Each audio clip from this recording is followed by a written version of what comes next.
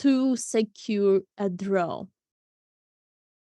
And look, the pawn was captured also on h3. And now, as you said, 3-game results is a race. Which pawn will be faster? One thing that is in favor of Gukesh is that the knight teams up in such a good way with the queen when he's about to attack the king.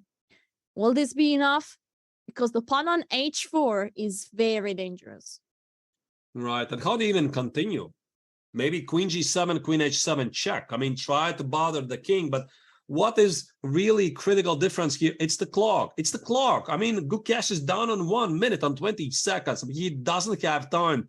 Abdusattorov has 9 minutes here. This is another drama. And this time, Gukesh is on the wrong side because he was easily winning, having a great position. Then, apparently, it was drawish. Was the ambition? Were the ambitions taking a toll here? Did he really badly wanted to win? Did he not know the score? What is going on in the match? Did he not have a peek that Prague is winning? Sometimes things, there is a move on the board, 95, by the way. Sometimes things are going from a psychological point of view to be very hard. And I think Gukesh knows that he was completely winning and he still wants to win this game. But sometimes you have to accept what happened. The move played is knight e5. Here we have. And sometimes you have to accept and you need to reset and say, okay, I threw there. And to say, now it's a draw. I have to take it for the team. But sometimes it's so hard to take decision in so few time. Also, you saw the situation with Prague. Does Prague find the technique? Does Prague not find the technique? Not clear. And then is suddenly in this situation where nothing is clear anymore. One thing we also have to account for is the psychology, because Gukesh knows he's treading dangerous waters here. The position which was risk-free, technically winning for him, right after the opening, couple of moves, he would have sealed the deal.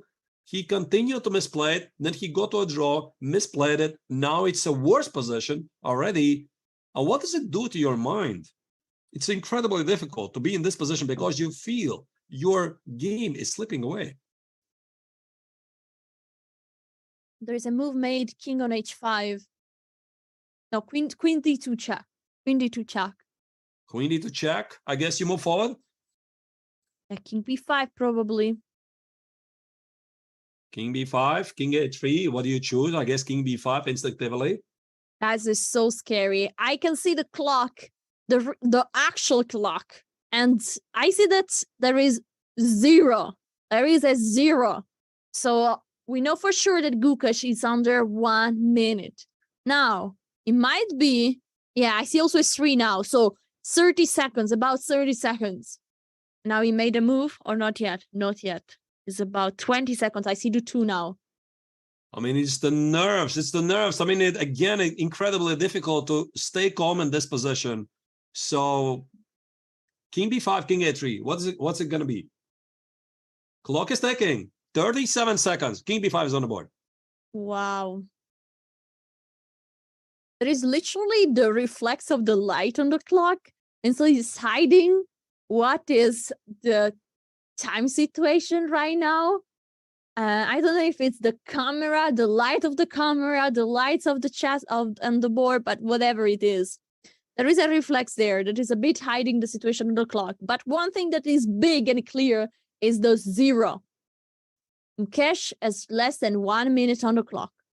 42 seconds. Bishop d7. Where do you go? King c5, king b6.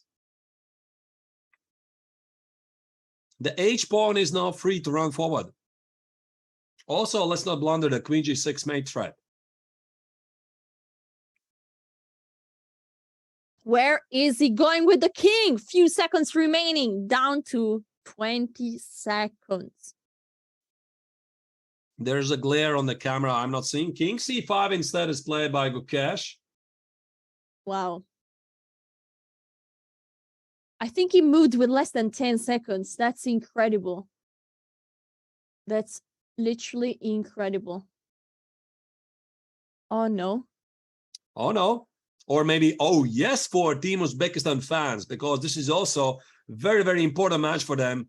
To remind you, the overall rankings is Team Uzbekistan, who is leading against second team of India by 1 match point. Since the second team India is leading 2-1, thanks to the victory of Pragananda. Here, the unthinkable is about to happen because Abdusattorov has managed to turn around the tables, and now he's looking towards not only secure a draw in the match, but also keep the lead in the tournament. Yeah, I read somebody in chat wrote their legs are synchronized. Yes, guys. The situation here is something really tense. They are nervous and they know that they are playing the most important game probably of this Olympiad. Now, who has the best nerves? Nodirbek or Gukesh? Now, this is where you have to show some extra quality because such moments define great players. How do you handle them? The psychological pressure is all on Gukesh here. He knows that he needs to secure the draw. On the other side, no matter what is the result, losing is bad. It's never funny.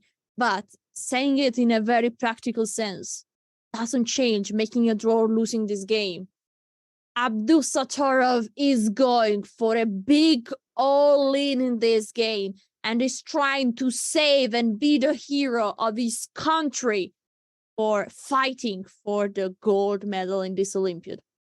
Queen e3 check, great move. Because now white cannot play king. King d6 due to queen in b6. And here we have the check. The king might go back to b4. Do we have some kind of repetition? King b4, and then black needs to do something about the mate threat on g6. My guess, bishop f5, and h pawn runs forward. Yeah, Gukesh is down the last seconds. No, he made a move. King b4, yeah? Yeah, he made a move. He made a move. Bishop f5 is on the board. Bishop f5 is on the board. You know, Alessia, once that h pawn is gonna run forward, In h8 check. it's bad news for white. Yeah, king g5 is basically the only move. Well, there is also king h6.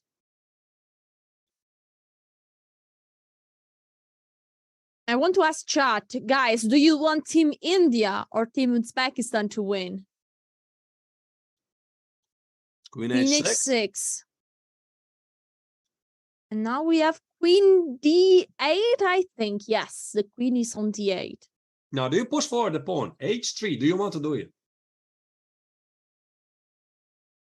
This is it. This is it, ladies and gentlemen. Another day, another round, another drama. We just can't live without it. I mean, they just can't play a simple, normal match and just finish it in a first time control. No, of course, it goes to the second time control. A lot of blunders, a lot of drama. They're human beings, and that's why we love chess. Absolutely. And now the situation, the time is ticking. And there is a move. We have a new move going on. Or not yet. And of course, Abdusattorov also is nervous. Queen g7. Great Queen move. g7. I guess the threat was queen d1 check. He's securing the king. King h6, king h7. Is Gukesh going to start pushing his c5 pawn? He needs to do something, because if not, the pawn on h5 is too fast reaching the first rank, and this will be big problems, big drama there. I see that many in the chat were cheering for I mean, there are many people in the chat that have a clear opinion, India or Uzbekistan, but also some people literally don't care, like Bigfoot that is cheering for Netherlands. Who is the Bigfoot? Is Big, our producer, the boss of producing. The boss. All right.